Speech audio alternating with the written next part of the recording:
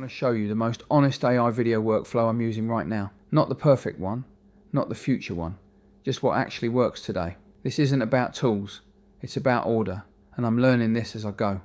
When I look for AI video tutorials myself, I want them short, something I can absorb, try immediately, and either it works or it doesn't. So that's what this is. Everything starts with intention. Before I open anything, I decide one thing in plain English. What am I actually trying to show? If I can't say it simply, AI won't fix it. So I don't move forward until that's clear. For this example, I wanted a simple scene, a man and a woman, sitting opposite each other, having a difficult conversation. So I cast it. I create a character sheet for the man first. Middle-aged, athletic build, balding. T-shirt, black jeans, white trainers. I name him Bob. Not because names matter creatively, but because they matter practically. Once you name characters, you can direct them. Then I do the same for the woman, middle-aged, 7 months pregnant, slim build, floral maternity dress, white trainers. I name her Betty. At this point, patience matters. Sometimes the prompt is clear and the result is ridiculous. That's normal. You re-roll, you adjust, you move on. Next, the location. I didn't want something neutral, so I chose a damp, grimy Victorian basement. Low ceiling, exposed bulb table and 2 chairs. This is where most AI demos online stop. They let the AI take the lead, but this is where filmmaking actually starts. In the real world, if I'm shooting a dialogue scene, I need a minimum set of coverage. I start with a wide shot.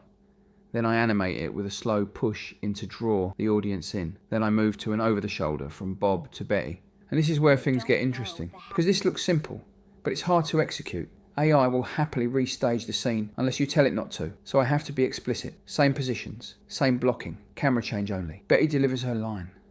You don't know the half of it. You really don't. Then I reverse it. Over the shoulder from Betty to Bob. Same scene, same table, same distance. Bob replies. I wish I could take some of the pain. Then I return to the wide. They lean forward and hold hands across the table. Easy to understand, hard to execute. And that's why you don't see many videos like this. Most things online show AI inventing scenes. Very few show how to control, not because it's complicated to explain, but because it's frustrating to do.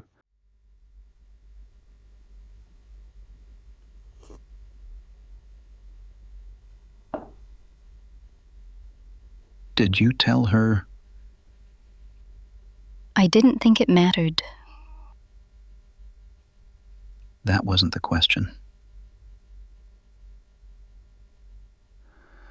Now I let the AI generate sound. That gives me dialogue and performance, but with limited control. There are workarounds and better methods, but I'll save those for another video. Then comes editing. AI gives you material. Editing gives you meaning. I cut for pace, I cut for breathing room, I cut anything that feels like it's trying too hard. And here's the honest part. AI doesn't save me time at the start, it saves me time at the edges. It removes friction, it removes setup, but the thinking still takes just as long. That's the workflow. Idea first, voice second, visuals after, editing last. No shortcuts, just fewer obstacles. The tools will change, they'll get better, but the order probably won't. If you're experimenting with AI video, start there. Not with software, with decision. You don't know the half of it. You really don't. I wish I could take some of the pain